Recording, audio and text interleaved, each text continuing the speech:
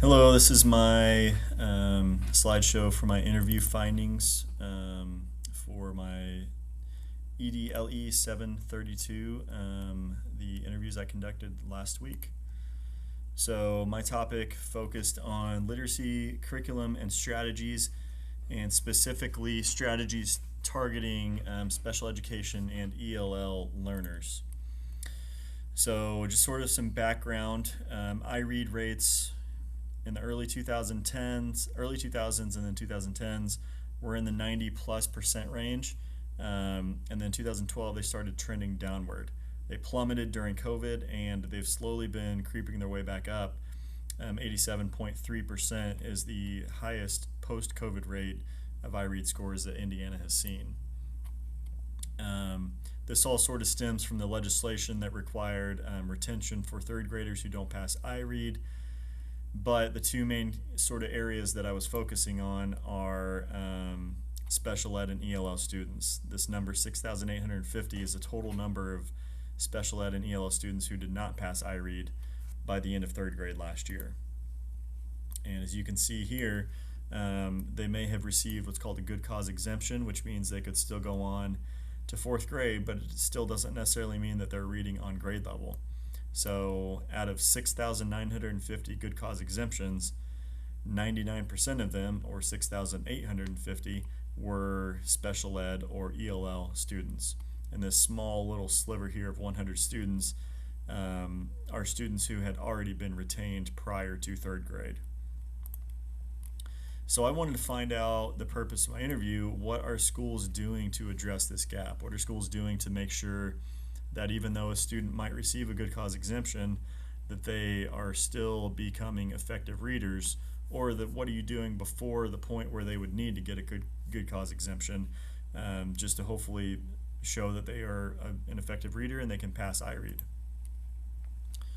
So my interview, I interviewed 3 Southwestern Indiana central office employees, and all of them have a significant history of their a significant portion of their careers has been spent in reading, curriculum development, and early literacy. I specifically asked them 3 sort of categories of questions, which focused on special education curriculum, how it's developed, what supports exist, and then the same question but for ELL students, and then finally, how are parents engaged to support their child? And this was kind of where I ended up finding my most, what I would call, valuable information from my interview. I'm going to skip through a lot of these now and just go down to my findings. I had all my questions broken down here for my own sake. So my major takeaways throughout the 3 interviews that I conducted was as it relates to ELL supports, there isn't a, I guess, consistent struggle. There's a lot of different struggles. Of course, the struggle is they all struggle with English, but one of the things that was noted is ELL students could come from a variety of different languages. So in the area, and these central office employees all work for Southwest Indiana corporations. I did that specifically because that's where I'm at, and I want to know what schools in my area are doing. So Southwest Indiana sees a lot of Spanish-speaking students and a lot of Haitian Creole-speaking students, and so they're fairly prepared to address those 2 groups of students. But it's when you get a Vietnamese student, or you get a student from somewhere in the Middle East that speaks Arabic, or you get an Indian student that speaks, I don't know, Punjabi or something like that. How do you help those students?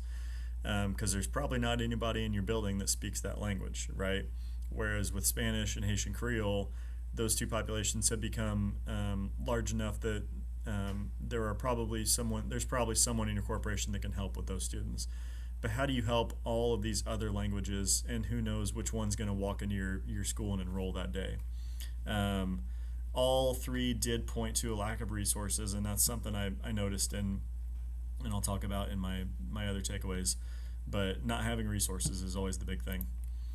Special education supports, all three use MTSS pretty religiously. There was one interviewee who I called Jeff, but he pushed back on the idea of differentiating too much. Essentially, they want their students to stay in the gen ed classroom, and they would rather push into that classroom with supports rather than pull those students out for intervention. The way that these corporations develop their curriculum, essentially, it's a committee who's formed. A committee is formed using administration, faculty, staff, sometimes external professionals, which is a great thought. But they're all dictated by what the IDOE has established as the requirements for curriculum. All three also talked about professional development. They all have early release days where students go home a couple hours early, maybe once a month, and teachers get professional development on those days. And sometimes it's someone within the corporation, sometimes they bring in an external expert to deliver professional development on a specific area. Family engagement, this was, as I said earlier, maybe the most valuable thing I got from my interviews. All three districts spoke about hosting family engagement events, and all three spoke about them essentially not being very effective. They host an open house and nobody comes to it. And then next year rolls around and they host another open house. So at a certain point, you obviously have to ask the question of what we're doing isn't working. What do we need to try differently? And my interview with Jeff, he brought up a really neat story and was probably my favorite thing from my interviews about a student who in his corporation that was struggling to read. It was an ELL student, and so this teacher started communicating directly with the student's parent, and the parent didn't know that the student was struggling to read and didn't know that there was a new law that they could be retained in third grade. And so once this parent found this out, they were completely bought in with, okay, what do I need to do to help? And so this teacher sent books home, they sent resources home to the parent, and over the course of the year helped their student from home, and that student ended up passing iRead this year. And the difference here, I think, because all three talked about sending things home, the difference, I think, is the direct communication with the parent. I have a son and he comes home with things in his folder. Just because it's in his folder doesn't mean I'm going to interact with it or respond to it. Not all the time, right? But if I get a text or a phone call or an email, I'm probably going to respond, right? So I think there's an opportunity there, and I'll talk about this in my recommendations. But I think, Jeff nailed it right there. And if I'm Jeff, I'm looking for a way to expand that in my district. And last three, my last question to all of them is, if there was one thing you could change about literacy development, curriculum, reading strategies, whatever, what would it be? All three said the same thing. We need more time and we need more money. And that's the age-old saying, right? In education, there's never enough time, never enough money. So they basically all three said, yeah, if we had the time and the resources, then our scores would look a lot better. Okay, finally, my recommendations. So I felt that ELL support was lacking a little bit. And I think that the reason it's lacking is because the corporations are relying on internal employees to support every student. And even the best employee is not going to speak every single language that exists, right? So what happens when you have that student that speaks, like I said, Arabic, that walks in the front door to enroll? So my recommendation is locate the people who can help. Those people are out there. Are you going to have to pay for them? Probably. But what's the goal here? Is the goal to make your students effective readers? If so, then maybe that obviously is a cost, but that's something where you're going to see your return on investment, right? And so I would recommend to these districts, if you are going to rely on the people within your district, they need more training, they need more resources. But more than likely, what you need is to locate the person who is the expert out there. Because even if you do train the person in your district, that's another thing on their plate, right? And they have so many things already. I would look externally. Who is the person out there that can help me?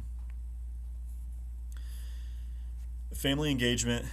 Like I said, I would either not host events the same way we've been hosting them, or not host them at all if they're not being productive, right?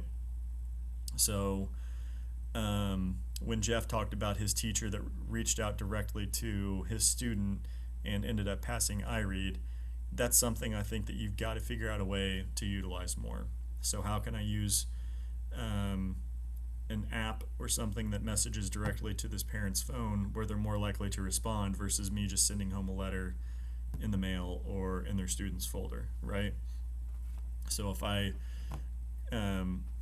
contact you directly, if I call you, I'm more likely to get support from you than from just sending things sort of blindly home, which is, I think, kind of what they were getting at. So I really like what Jeff talked about, and I think there's an opportunity for corporations to do that.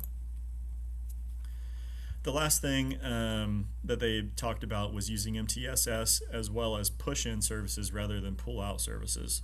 So keeping students in the gen ed classroom as much as possible and sending maybe an aide to that classroom to assist. That way they're getting the tier 1 instruction, but they also have the individualized support as well.